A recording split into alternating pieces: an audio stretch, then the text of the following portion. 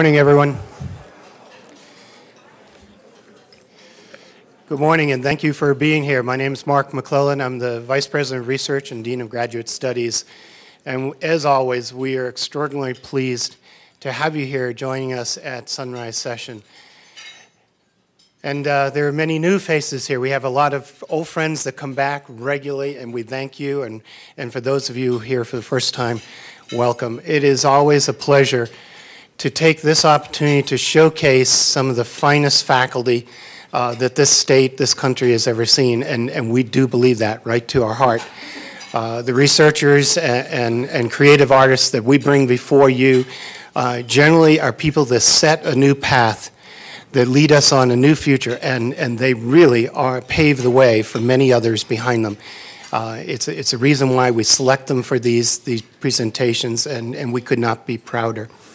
It sort of is our tradition. I sort of start reminding you that we do these on a regular basis. And some of you may have heard in the news that this is the year of water for Utah State University. We're going to be celebrating this entire year our focus on water. And in fact, our next presenter on May 15th is Mac McKee, who heads up the Utah State Water Laboratory and is just a father and grandfather for many, many water projects around the world, world-renowned, and I'm sure we hope that we'll have many of you back here to join us. We always like to remind you all that this happens not only on the good graces of the faculty that join us and USU, but also because we have a tremendous benefactor that stands behind us, and that's Regents Insurance, and Miguel Rivera is here representing them. Miguel, would you stand up and receive our thanks for being here and underwriting this for us?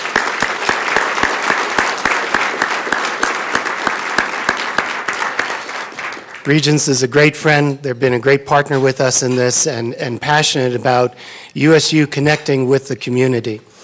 So with that, let me turn the podium over to our president and let him introduce our morning speaker here, President Albrecht. Miguel, let me go just a step further and have you come up and just greet the group this morning. Your help in making this happen is so valuable and important to us, and so if you would, please.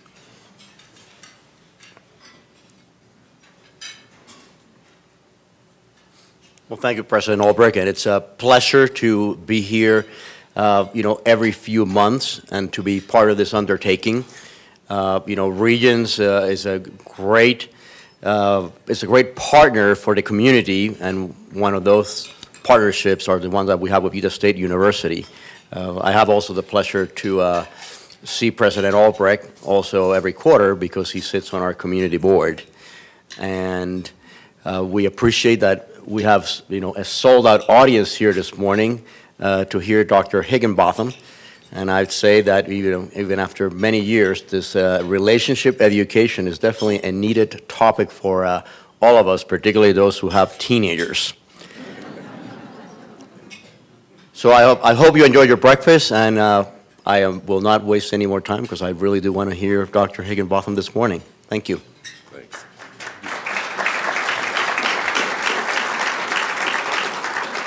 Again, a great partnership. As you all know, we're early in a legislative session, one of the interesting, exciting times of the year for all of us.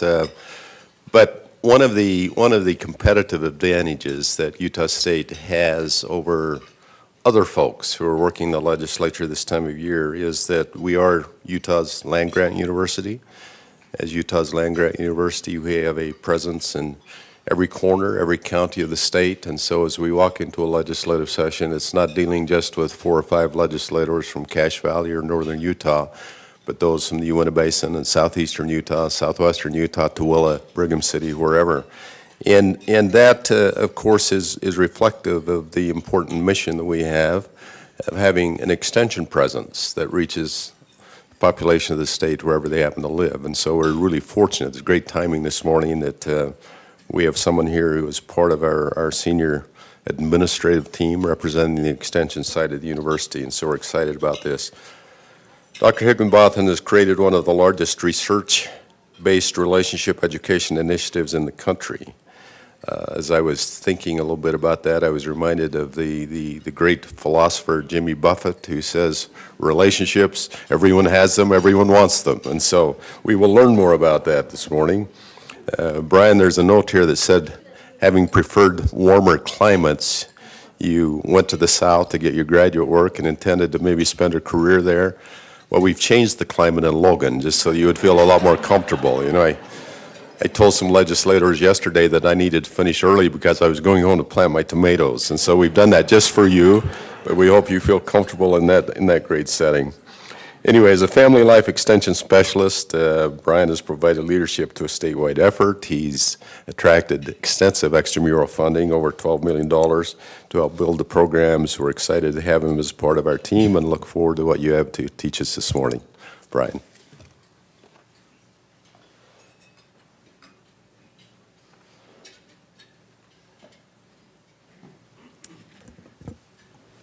Well, it is a great honor to be invited to speak at a sunrise session, and I have to say I'm very humbled by the number of people who would get up so early to listen to me speak, and I hope I have something useful for you to take home today.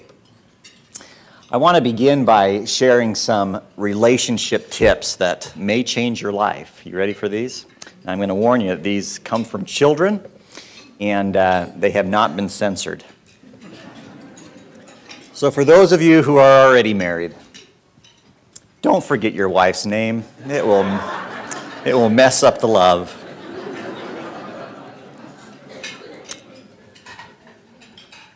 And it doesn't help. It helps to be a good kisser. It might make your wife forget you never take out the trash. Now, some of you may not yet be married, and so I got some tips for you too. If you want to get a girl to like you, one way is to take her out to eat. For Dylan, taking her to get something that she likes is helpful. French fries usually works.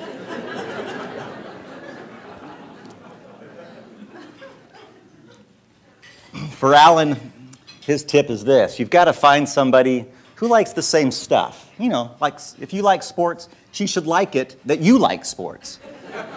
And she should keep the chips and dip coming.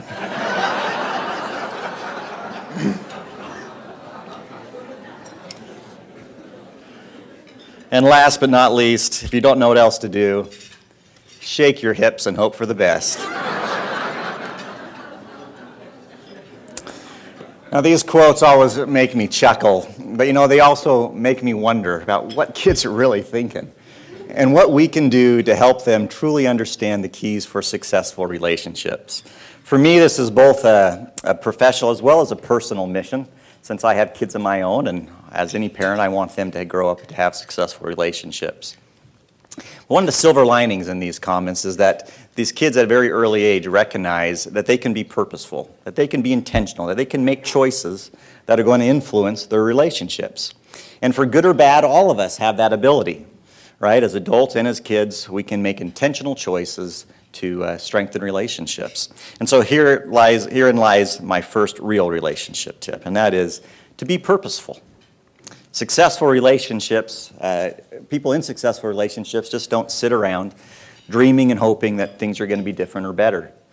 They're not complacent, and they don't take their partners or their kids for granted.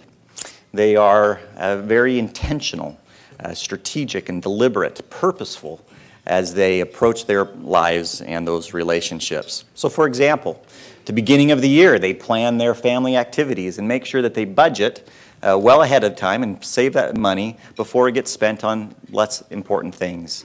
At the beginning of the month, they look at their calendars and set their date nights before life fills it up for them. And every day, they make opportunities to say, I love you and thank you to those people in their lives. Today we're going to talk about what Utah State University is doing in a very purposeful and strategic way to enhance relationships around the state. And I want to say from the onset that this couldn't happen without the amazing team that has come together. This includes some great colleagues, many of which are here today, an amazing staff, some amazing educators who actually do the instruction and teaching around the state, and of course, some amazing partners. And so I want to say thank you to you, because this truly has been a team effort to create and to implement what has now become one of the largest relationship education initiatives in the whole country. To lay some groundwork here, for Utah State University, relationship education has nothing to do with defining marriage. It has nothing to do with coercing individuals to get married or to stay in unhealthy relationships. And it is most definitely not a dating service. Rather, our relationship education initiative is an effort to help individuals gain greater access to research and to resources that will enable them to develop the skills and knowledge necessary to have a healthy relationship. Some may be asking, well, do people really need to be taught relationship skills? Well, I'm going to pose that question to none other than Mr. Napoleon Dynamite. Anyone remember this quirky movie that was filmed just a little bit north of Logan?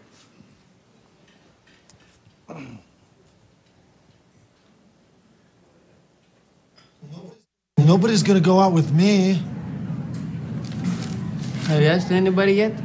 No, but who would? I don't even have any good skills. What do you mean?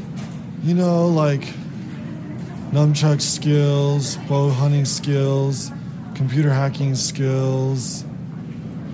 Girls only want boyfriends who have great skills.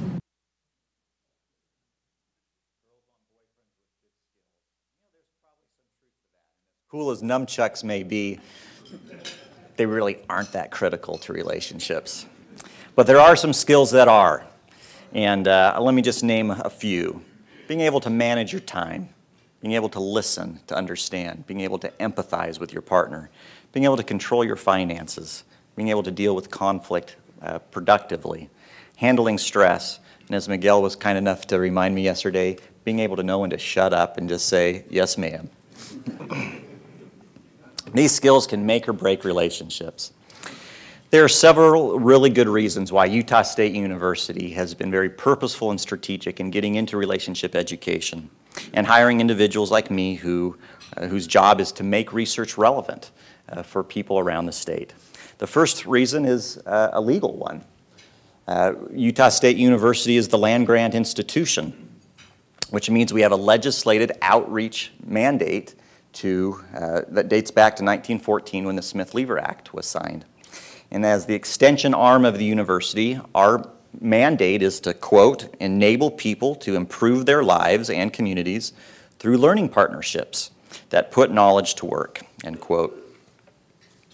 The extension system does this in some pretty amazing ways. I'm going to talk today about relationship education, but I don't want to miss the opportunity to promote some of the other cool things that we do, including running 4-H youth development programs and helping at county fairs, teaching citizens in cities how to conserve water, working with farmers, ranchers, businesses, and backyard producers to maximize their outputs. And yes, for those who want happier and healthy relationships, providing research-based recommendations. As the land-grant university, we are supposed to be responsive to the needs of our state. And let me show you what some of those are when it comes to relationships. We tend to like relationships here in Utah. These numbers come from Vital Statistics. The top line reflects the marriage rate in the state of Utah, which you can see is quite a bit higher than the national rates. The bottom two lines reflect divorce rates. We tend to be right at the national level or slightly above. But when we do choose to get divorced, we don't give up on relationships. Not that long ago, I saw this on the back of a car.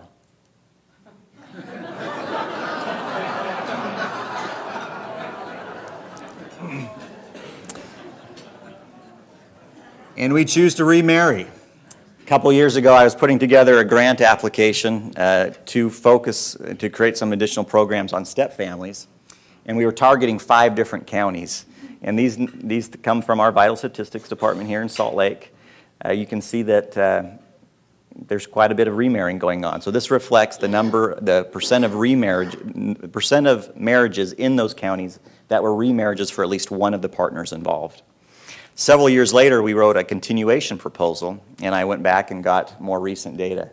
And what you can see is that in that 7-year period, all of the rates increased, and in some counties, it was a double-digit increase. So there's a lot of marrying going on. These numbers really speak for themselves in terms of the potential to benefit individuals with relationship education. But I also want to just mention that there is a financial reason to do this. If we do nothing in terms of trying to turn the tide on divorce and family fragmentation, scholars have estimated that the cost alone to Utah, the taxpayers who pay for the courts and to pay for the services through our social service agencies, is upwards to $270 million each year. Individuals who are going through divorce or have marital problems tend to miss work, and when they are there, they are not as productive. And national estimates suggest that close to $6 billion is lost just to relationship issues in the workforce. Now, these are staggering numbers, but there's a silver lining.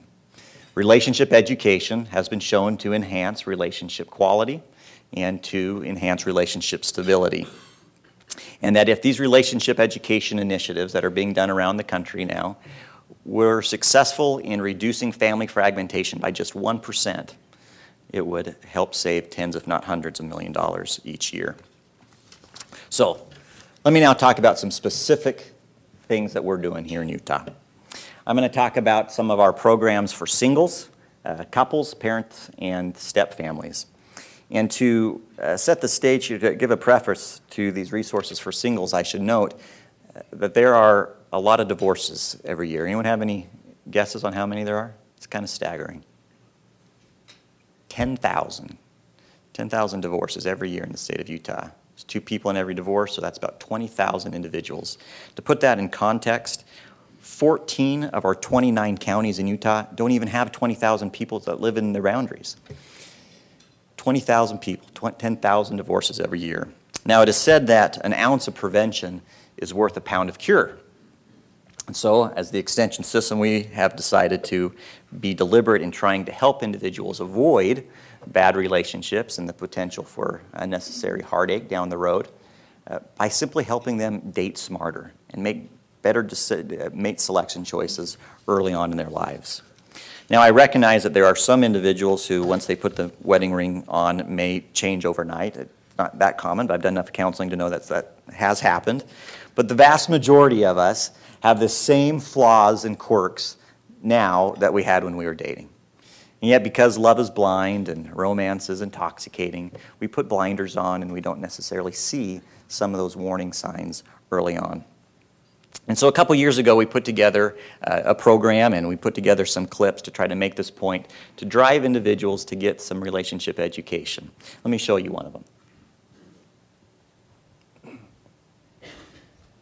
So that's it. It's the most heart-wrenching experience of my life.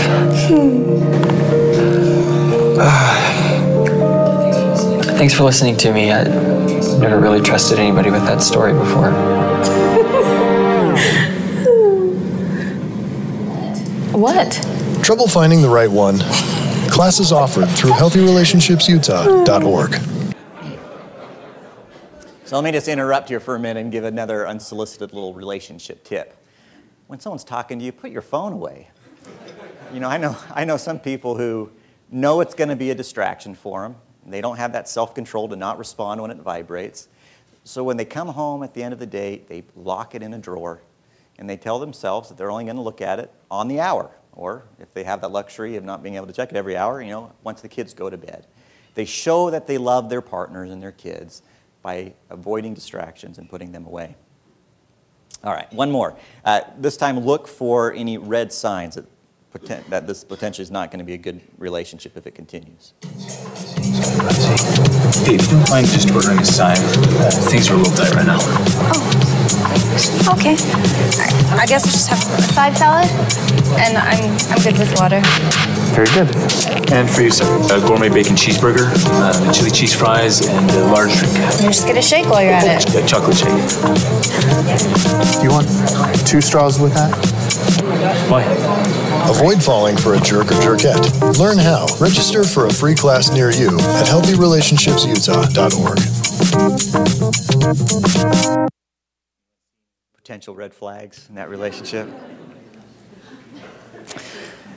Those who want to learn how to avoid falling for a jerk or jerkette, and they do come in both varieties, can take one of our classes around the state. We started back in 2012 with about 60 courses and have now grown exponentially, in large part due to a great partnership with our Department of Workforce Services, who recognizes that the consequences of bad relationship decisions often leads to individuals on their case rolls.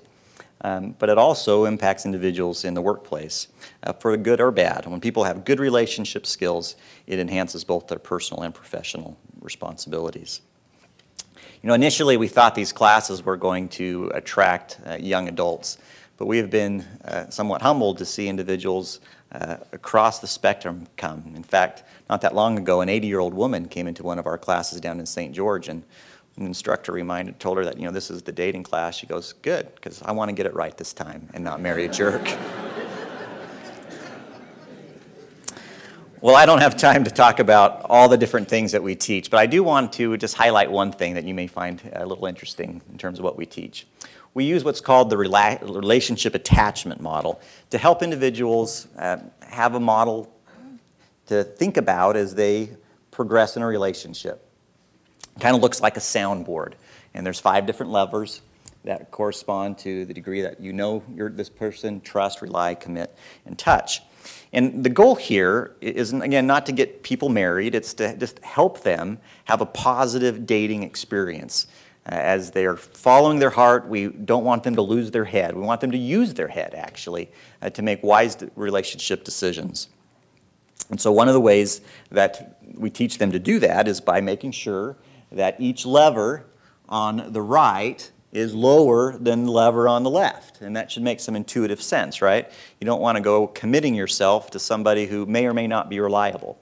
And you don't want to trust somebody with your heart, with your private, you know, feelings and emotions, with your body, if you don't even know if they're trustworthy.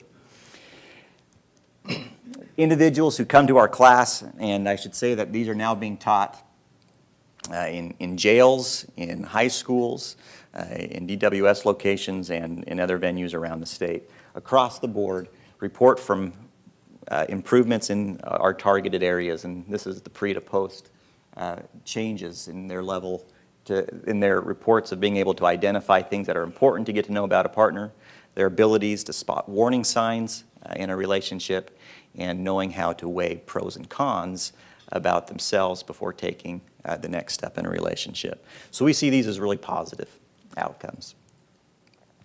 Let me talk a little bit about some of the resources we have for those who are already in a relationship.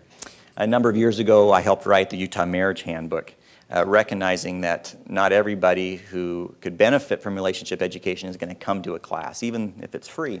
And so we've tried to take relationship education to the people, and through partnerships with the Association of County Clerks, many clerks will pass this out when individuals apply for marriage licenses. I've put a copy on your table, and if you would, just open it for a minute so you can see the type of things that are talked about. Turn to page 11, that's a good one. And I'm going to give you a little homework assignment. On page 11, on the right-hand side, there's a number of exercises. I'm going to encourage you to go home tonight, read those, and to pick one and use it with your partner. Well, for sake of time, I'm going to leave that as a homework assignment. You can read more. A lot of the little tips in there, little exercises that you can do both with a partner or individually to assess your level of knowledge and consider ways to enhance your relationships. Well, a good relationship education initiative recognizes that we live in a digital age and that not everyone's going to read a 50-page handbook. And so we have been very diligent about promoting digital resources. One of these was put together through the work that I've done with the Utah Commission on Marriage. Melanie Reese from the Marriage Commission is here today.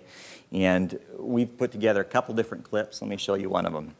The goal with these, of course, is to help people think about their relationships and point them to additional resources.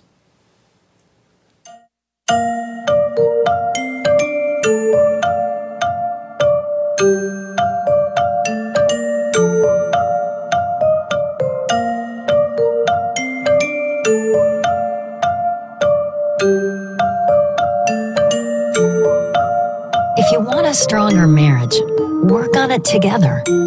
For tips, advice, and resources in your area that can help before and after the wedding, visit strongermarriage.org. You know, as I work with counselors and do trainings with them, they often say that one of the biggest challenges in marriages right now is that people tend to be selfish. They tend to be focused on themselves. And so tips like this and our programs that help individuals work as a team and realize that they are stronger when they work together can tend to be really helpful. In fact, that's what our research finds. And I should acknowledge that Kay Bradford is here, and he's our lead evaluator on these. And our statistics show that individuals who take these classes tend to improve in a host of different areas. For example, they know how to keep their relationships stronger, particularly when tough times occur. They know how to communicate, including about tough issues like intimacy. They know how to listen more effectively to their partner, and they have a better understanding of how to solve problems. I don't know about you, but all of those come in handy, I know, for me in my relationship.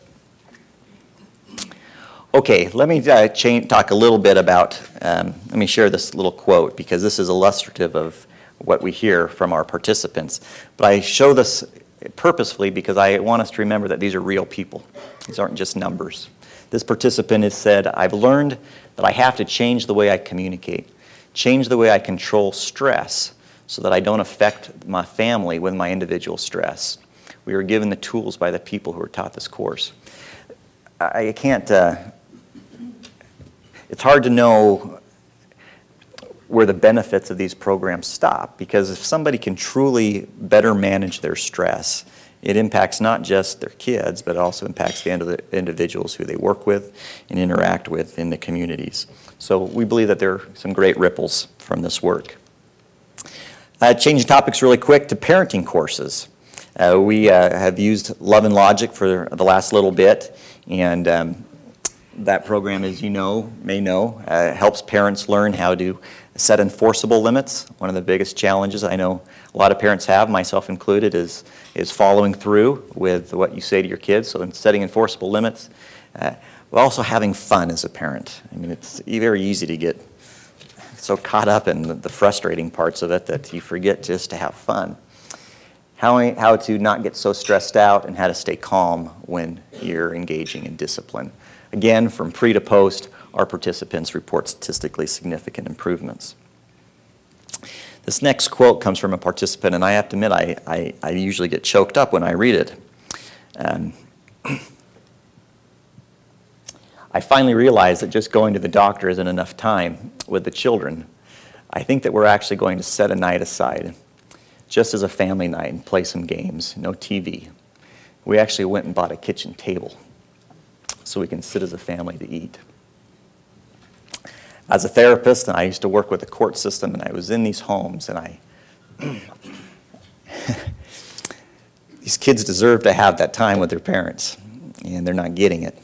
But because of relationship education, we're turning the tide in some of those homes.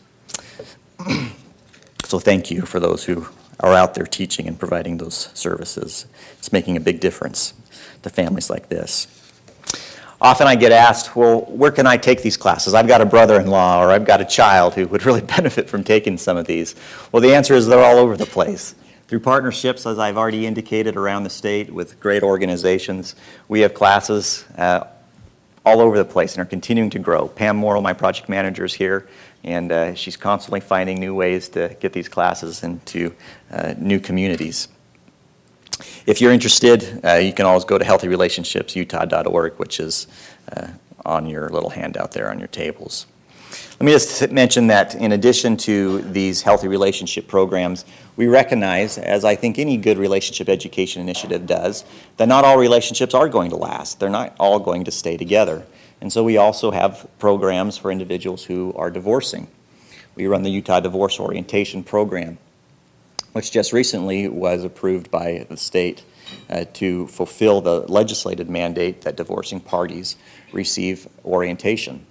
And again, we're not trying to push anybody towards one particular family structure.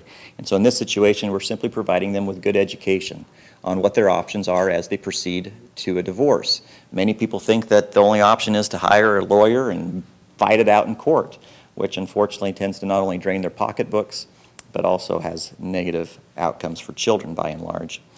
whereas the other options include things like mediation and collaborative law. And so we lay out the pros and cons and those resources in the state. We also give people resources and talk about those that are available through the courts for dealing with custody disputes and child support issues. So really helpful information. Well, as I indicated earlier, a lot of the individuals who do divorce in our state will choose to remarry. And it's not uncommon for us in our extension offices to get comments and requests like this. We are trying to blend two families with children ranging in years from 15 and down to 2 years old. Wow. We have looked at family therapy. However, the out-of-pocket cost is so much we are unable to attend. We are desperate for information, support, anything to help our family survive. Now, my heart goes out to families like this because, you know, there are those serial remarriers, but most individuals who are remarrying are doing it for their first time. They want to be successful. They don't want to have the negative experience that they had with their first relationship. They want to have the stability and the happiness that they have always longed for. They simply just don't know how to get it with some of the complexities that they're now faced with. Having an ex-spouse who continues to interfere, having courts that are mandating when and when they can, you know, do this or that, and dealing with children that are not biologically theirs and who don't necessarily want to be there in their home. These are real issues, but the parents often love each other and want to make it work. And so, consistent with our land-grant mission, Utah State University has been responsive in providing research-based resources to individuals and step families. We've designed a 12-hour course specifically for adults and for children, and over the years have partnered with some great organizations, including Hill Air Force Base, family support centers, Head Start centers, and schools around the state. This has now become one of the longest running step family education programs in the whole country. And even after 8 years, we still have waiting lists in many of these communities. I wish I could take you to some of these courses so you could just experience what it's like, and so you can see how helpful it is for the adults and the kids. But it's early, and we don't run classes at this time of day, so I brought some of them to you. Let's just watch a little clip from one of the classes. Many Utahns are looking for a guidebook to help them navigate the changing landscape of the family unit. And it wasn't really very easy, and there just wasn't a lot of information out there. Susan Philbrook is part of a step family. When she got married, she and her new husband found themselves facing a unique set of challenges. Susan had children from a previous marriage. Her husband, a single bachelor. We found that blending our family dynamics, him coming from having a dog and taking on 3 children to me having 3 children and taking on a dog wasn't blending together as well as, you know, we had hoped it would. Susan's family found support in the program Stepfamily Education. It's a 6-week course funded by a federal grant through Utah State University. Classes address finances and communication between spouses. Do you get along with his ex-wife? To child discipline and how the kids fit into their new family. There's a lot of benefit for the parents to know, how do I help my children through these transition periods? For instance, in a blended family, a child accustomed to being the oldest may find himself among the youngest or in the middle. The demographics of the family changes because of what you are marrying into. Stephen Terry is a facilitator at the Family Support Center in Taylorsville. Having gone through the course himself, he uses his own life experience to help others. My wife and I were deeply in love, and our kids were deeply in dislike. So that challenge itself made it something that we needed to really consider the idea of finding some resources to blend these two families. Class members meet once a week, finding encouragement in one another. I appreciate the honesty. It helps to come together and have a group of people where you can sit around and discuss and hear what other people are facing. Okay, I didn't plan this, but Linda offered, so you want to give a testimonial?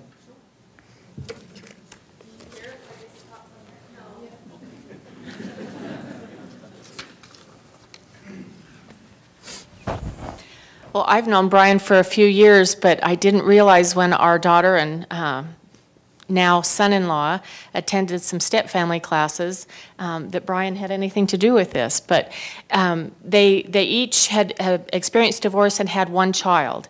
And they dated for quite some time, but their kids were jealous of each other, and they weren't about to marry unless they knew that they had worked through this. So they attended this parenting class or step-family class, and what was neat about it is it wasn't just the adults that went, it was also the children. And we watched a transformation in these grandchildren because they had been so jealous before, and by the time they got married, they were calling each other brother, and they each let the other one claim all the other cousins and grandparents. So I was kind of joking that maybe we ought to all get a refresher course, but I think those of us that are here today are doing the same thing. So thank you very much for what you're doing. Thanks, Linda.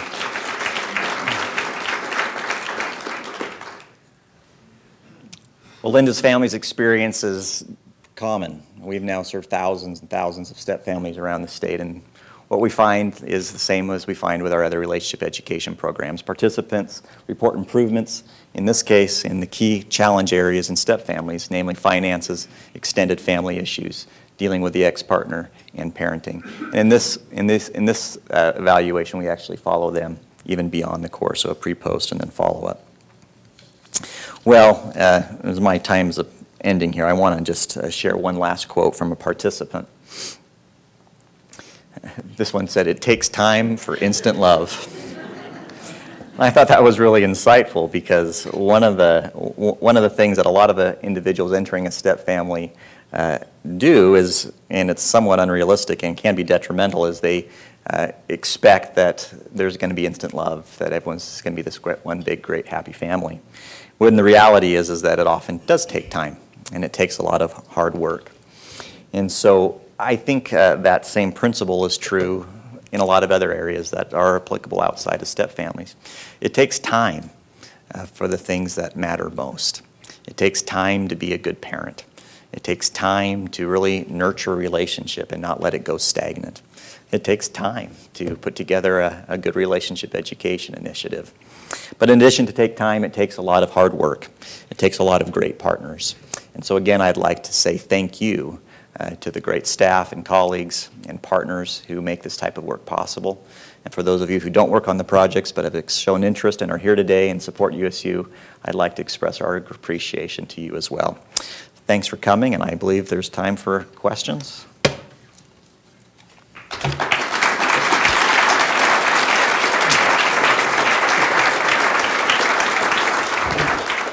Other questions?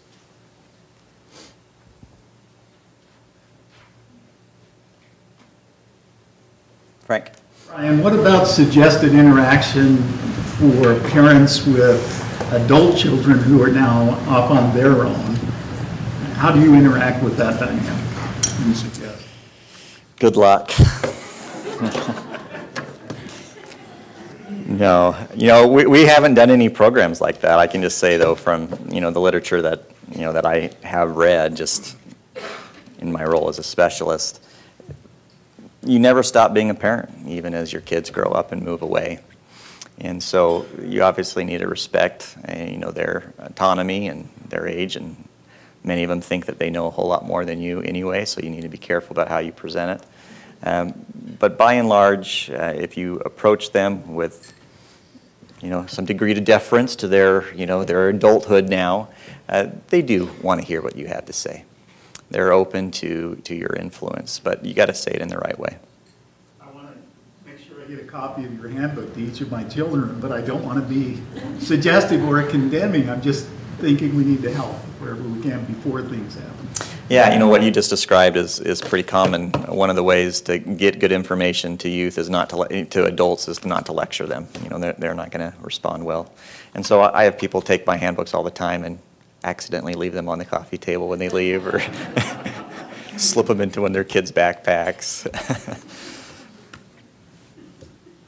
I was interested in your remarriage statistics and just wondering, first, how those remarriage statistics for Utah compare to national statistics. And then secondly, if you have some reasons behind the steep increases over recent periods in the remarriage rates.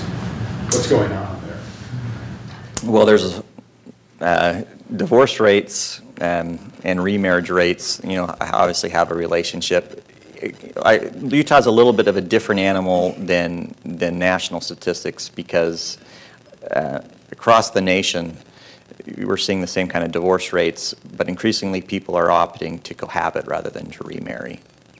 Whereas in Utah, there has certainly been a huge increase in cohabitation, but people still tend to want to remarry versus cohabit.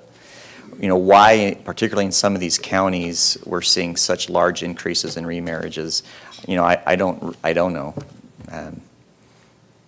I don't know, but it's happening. I understand that increasingly grandparents are raising children where the parents are no longer either capable or able or want to do so. Are we seeing that in Utah, and what special issues does that present? Yeah. Some of my colleagues from Department of Human Services and Workforce Services could probably comment on this better than I do. But the statistics I've shown is yes, it's happening quite a bit in Utah, and will probably continue to do that. Grandparents often provide additional stability that their adult kids aren't providing to those grandkids. And so many grandparents are volunteering to take that on. Others are having it taken, or taking it upon themselves just because they love those grandkids and they see what's happening, or the courts need to place the children someplace else. It creates, there's opportunities and challenges in every relationship. Grandparents have the potential of being great caregivers, and a lot of them need additional supports just because of their age and their health. They can't, get on the floor and wrestle around and do some of the things that, kids really enjoy. And we don't currently have any programs for grandparents raising grandkids. Marilyn, I think you were looking at one of these programs a couple years ago, but we haven't formally adopted it as an extension system. I think if there was a funder who wanted us to do that, we could fill those classes easy, because there's a lot of it. And there's some good resources. There's a couple of curriculum that I am aware of that specifically talk about how to do that. And it covers everything from, current child development research to current food guidelines that a lot of, grandparents may not even realize, and pointing them to other support networks that they'll need when they get burned out.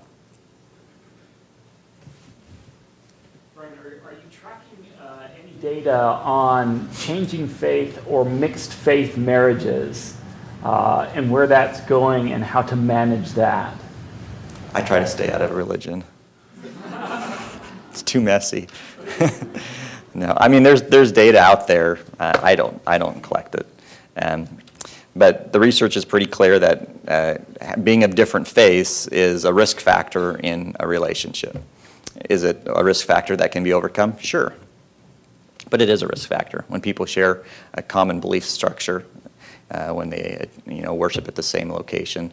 Not only does it tie them to to a common core set of principles, but it allows them to operate together as a couple in common social networks. Whereas if they're going to different places, their friendships and sometimes their values go in different directions. But we don't track that. How do you say that your church class gets caught in the jail? How's that going? How many? Pam, you want to give some details on that one? We're about 12 different county jails right now across the state, and probably that's probably the class that we're teaching the most often, because we put a flyer in the county jail, and we let people who are interested in that particular topic sign up. I know Raquel Bailey's right here, she's actually taught in the county jail.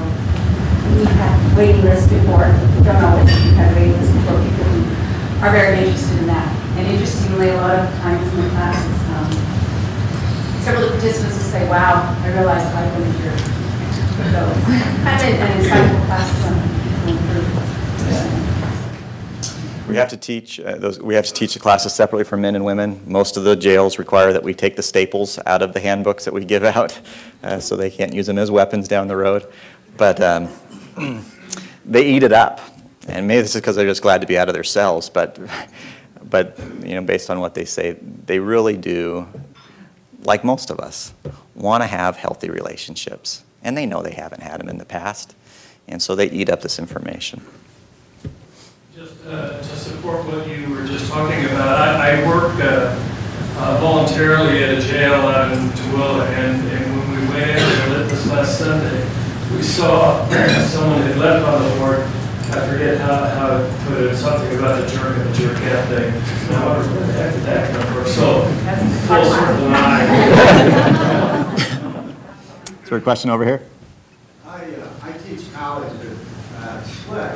Last semester we had a class, public speaking class, we were talking about, ironically, the report, I said, let's talk about something nobody talks about. And we talked about divorce. It was amazing. I think we've been missing a lot. So number one, I want to say, I think you're onto something incredibly significant that I didn't have a clue about. And it turned out the person, her parents were right in the process of getting divorced. So it brought some reality to it. I think about my students, regular students, half of them are from a divorced family, and very frankly, I'm a divorcee. I have 4 kids. My new wife has 4 kids. We've been married very successfully 10 years. But I look at the comment of all of those 8 kids, wow, try to put a Christmas party together. In-laws and outlaws, some of them are married, and some are LDS and some not. And yet, the good news is there's a lot of hope. And I'm really encouraged by what you're doing. I just want to acknowledge that. Well, thank you. They say that remarriage is the triumph of hope over experience. And we're a hopeful people here.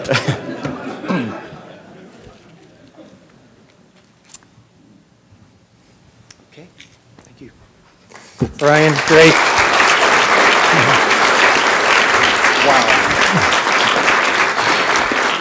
I am sure that many of you out there saw yourself in some of those slides, and having gone through remarriage and adding children and dogs and et cetera, certainly saw myself up there. I want to point out something very special here. What you've just heard, this whole presentation intensely circles around something called the Utah Cooperative Extension. Ladies and gentlemen, this is part of what separates Utah State University from all other universities in this state.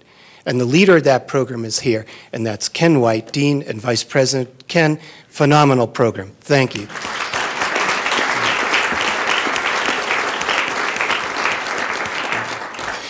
So we hope you'll join us in May. It's May 15, and come hear about water. Hope you enjoyed today, and thank you for being here.